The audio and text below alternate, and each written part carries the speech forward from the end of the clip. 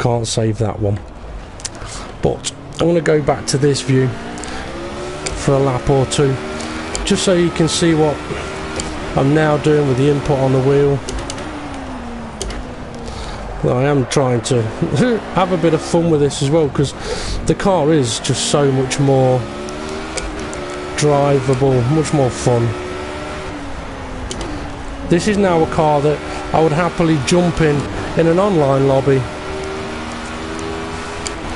and not care if I get beat, whereas beforehand I wouldn't really want to pick it, but if we was in it, I would not enjoy it in the slightest.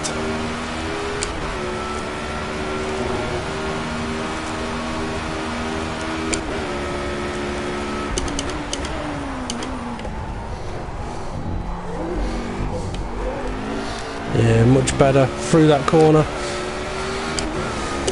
Second gear. Oh, struggling a bit there.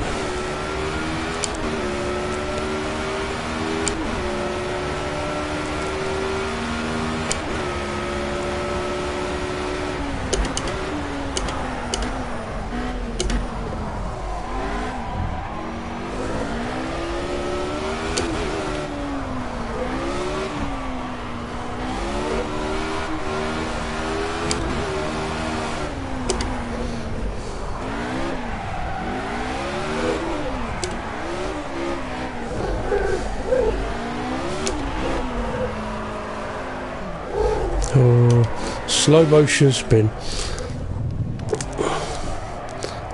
all from just trying to have a bit of fun. It is interesting though, which view you use can massively affect how quick you can be. I mean, I like this view because you can see what the driver's doing, but I'm definitely not as fast in this view as I am in the bonnet view. But then in the LMP1s I use this view and I'm faster than the bonnet view, which is interesting.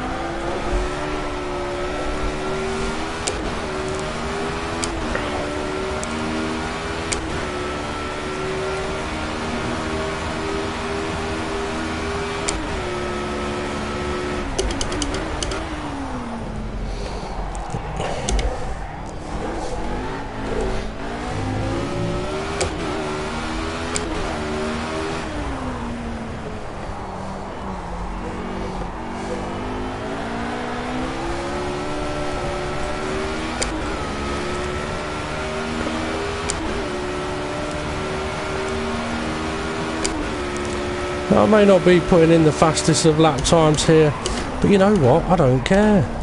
It's fun. The car is now a joy.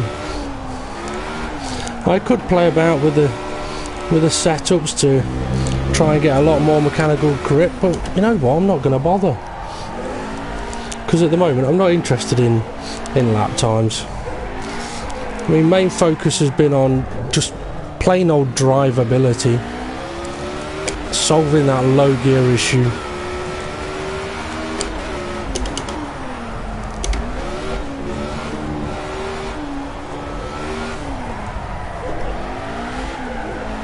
Oh, not going to save that one. Couldn't turn the wheel enough.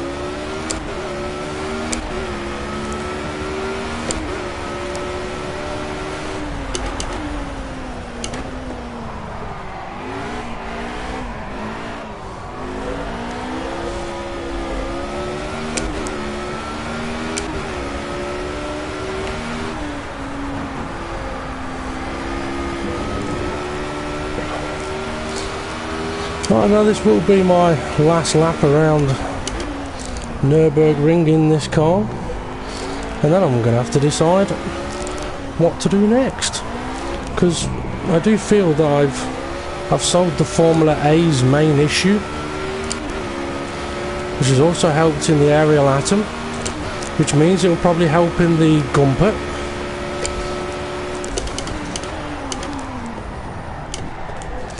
And I also feel it will have helped, or it will help, in some of the other open wheelers. I mean, the Formula B is not really a problem anyway, neither is the Formula C or the Formula Gulf. But some of the classic F1 cars,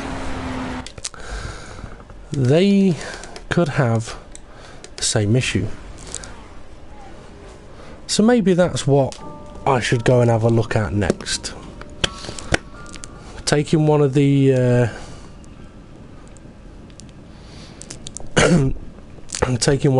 classic F1 cars. Hello, Two Dogs. In answer to your question, what have you solved?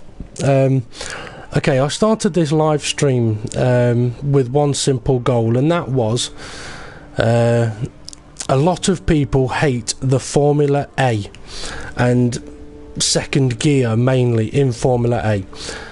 If you're driving the Formula A with no assists, it's a very difficult car to drive. It's very twitchy on braking, and a lot of the time, as soon as you get down into second gear, it just spins out on you. Locks up very easily, and those kind of things. I've managed to solve it in one simple way that doesn't slow you down, because you can solve it by driving slower, but then it means you're going slower. So the way I've managed to solve it is make first and second gears longer. By doing so, you can be much more aggressive with your downshifts, and I'm talking much more aggressive. It also helps you in the traction zones if you've got traction control off, because you can get full throttle much sooner without losing the rear end. And strangely enough, it helps in the braking zone as well to reduce lockups, and that bit I can't stand, but it has helped. And I tested it at 3 different tracks. Took the car with a base setup, didn't edit it in any way, shape or form, did a handful, a fair few laps, seeing the spins that happen that a lot of people have been struggling with, and then going and lengthening the gears 1, 2 and 3 a little bit, and solves the problem straight away. And that happened on 3 tracks. I then have done exactly the same thing with the Aerial Atom, because I find this car very difficult to drive with assists off, especially on time trial. Now, I've just taken it around the Nürburgring, and it does handle better here with a base setup than it does on time trial at, say, Donington Park. But again, making first and second gear longer has helped the car be much more stable in heavy braking zones, in traction zones. And if you saw like the end of what I was doing there, I was just having some fun, because the gear ratios were allowing me to just put the power down and try and control the drift. So I was just having a bit of fun with that. And what I'm now going to do is I'm going to jump in one of the classic F1 cars, because I know these are an absolute handful, and I'm going to see if the same thing is going to work here. So I've now got a choice of the Lotus 49 Cosworth, which I really don't fancy trying because this car is like driving on ice. Then there's a Lotus 72D, very nice looking car as far as I'm concerned, an absolute handful. Then we've got the 78, that is another handful. Then we've got the Lotus 9018. Now I could take that one, but I'm not going to. So do we take the 72 or the 78? Let's go with the 72.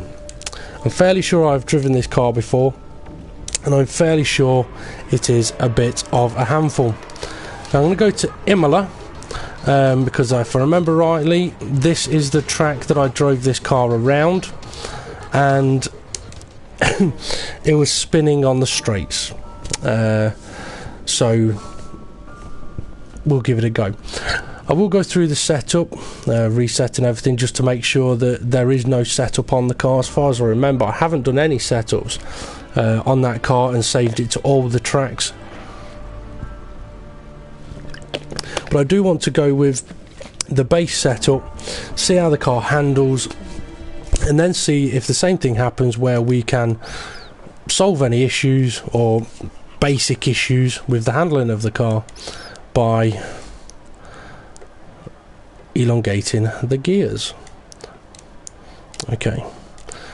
I don't know if when pressing reset you do have to do it on every one of these menu screens, but I'm doing it anyway just in case. Like I say, I'm fairly sure I haven't adjusted any of these settings. I'm also not changing the fuel I've got on board, and just go with it as it is, and let's see how it handles. I do have a feeling it is going to be an absolute beast. Now in the open wheelers I do usually tend to go with the helmet cam view. I love it, it's brilliant. And you can also, I mean, when you first use the game, the helmet will move a little bit, but you can adjust the settings so that it moves a lot more. You can have G-force effect on it, so when you boot it, its head moves back. When you bang the brakes on, its head moves forward, and it moves relevant to bumps and curbs. Now it is going to take a little while to get these tyres warmed up, which is going to be tricky to do because this car is an absolute handful, and I hope that hasn't just woken everybody up in your house. So I am going to leave it on helmet. Shall I go helmet cam? Yeah, let's just go with the in-car view so you can see steering wheel action. Yeah, this car is quite loud, especially if you skip through to out car view. It's also very powerful. You get halfway through the revs, and then I believe it's the turbo kicks in, unless this hasn't got a turbo, it's just got a massive power band. It's very easy to think, oh, I've got loads of grip here, and then all of a sudden, halfway through the revs, it'll just spin on you. Now with a couple of these older cars, I have noticed it's not so easy to go down gears quickly. Although on this occasion, or on that occasion, it didn't feel too bad. But I am just taking it easy for a moment, getting myself acclimatised to the car again, and seeing what it may or may not be capable of before I really start trying to push it.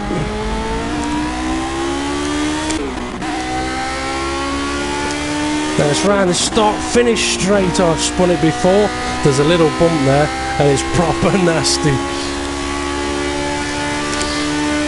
Okay, so no assist, no ABS, and I am going to slowly warm up to really trying to push the car.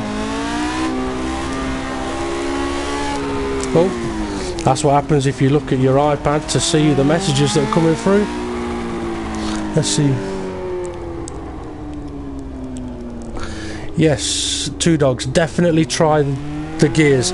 It does make a difference, or at least it does for me. Okay. Now if any more messages do come through while I'm on track, I'm not going to read them. I'll read them once I've returned to the pits. Because for me to really test whether this is going to work or not, I need to just focus a little bit on what I'm doing. And this car does take quite a bit of concentration. This car is very good at making it look like you have no idea what you're doing. But this is why I need to warm up a bit to it. It's definitely a car, you just can't go absolutely flat out on the throttle, because if you do, it kicks. I mean, it'll slide out even when you're not on full throttle.